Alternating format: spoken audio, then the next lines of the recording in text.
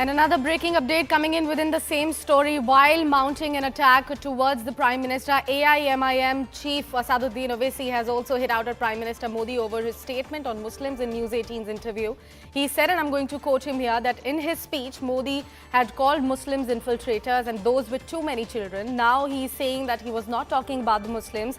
He never used the Hindu-Muslim angle at all. Why did it take him so long to give this false clarification? So that's the word of criticism coming in from AIMIM chief as well, while mounting an attack at the Prime Minister over the interview that he gave to News 18 India yesterday, the explosive one certainly, where he mentioned some of the very crucial elements, specifically on Hindu-Muslim angle being played out around this election season as well. Let's listen into what AIMIM chief also has to say. All right, our senior editor Pallavi Ghosh continues to stay with us on the broadcast. Pallavi, is it really too late for the Prime Minister to address this Hindu-Muslim angle politics, also to acknowledge the Godhra riots, as well as what kind of a brownie point is the opposition attempting to claim from this specific issue? No, I don't think it's late at all. And I think there's a part of a political strategy which we are seeing from the Prime Minister, because he really wants to clear the air. Because if you look at one ecosystem, actually, if you look at the kind of narrative consistently also pushed by the opposition party. I mean, Owaisi, of course, we know where his constituency comes in from. But the others like the Congress, the TMC and the Samajwadi Party keep on making the point that here you have a Prime Minister who actually doesn't see everyone equally. You know, when you saw pictures of the Prime Minister filing his nomination, going to Kashmir Vishwanath, goes to Ayodhya, once again, the opposition parties say, we don't go to temples like this. We are not using religion as a political card. Of course, there are lies which can be pricked into that as well, because what else do Rahul Gandhi and all of them do when they go to temples? But clearly, the point which the opposition is making is that BJP and the Prime Minister does differentiate between two sects of people on the basis of the religion. I think it was very important for the PM as we go into the next few critical phases. There are three important phases to clear the air on this, that this is an absolutely unsubstantiated charge. When government frames policies, you don't do it in the name of only one particular religion. It is something which is meant to touch everyone. No matter where you're coming in from, which religion you're coming in from. And, you know, even some of the progressive laws which benefited the Muslims, for example, triple talaq. I mean, we have evidence of that, right? We were talking about it.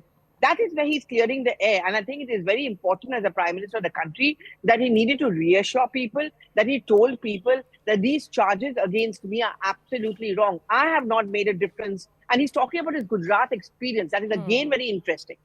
Definitely, Pallavi, and seems like it's going to become a pivotal point of discussion for the remaining polling phases. Thank you so much, Pallavi, for walking us through all those crucial details. We although have a reaction coming in from AIMIM's Varis Pathan as well. Let's listen into what he has to say about Prime Minister's interview to News 18 India.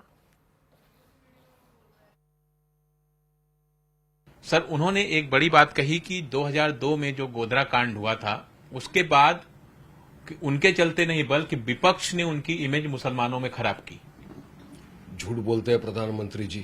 2002 से लेकर अब तक प्रधानमंत्री ने एक ही guarantee दी है, वो ये है कि मुसलमानों को गालियां बको, उनके खिलाफ नफरत पैदा करो।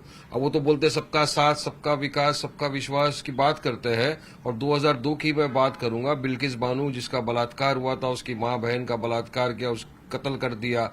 उनके जो कातिल जेल के अंदर थे, उनको रेमिशन के तहत गुजरात चुनाव के पहले मोदी सरकार नहीं छोड़ा था।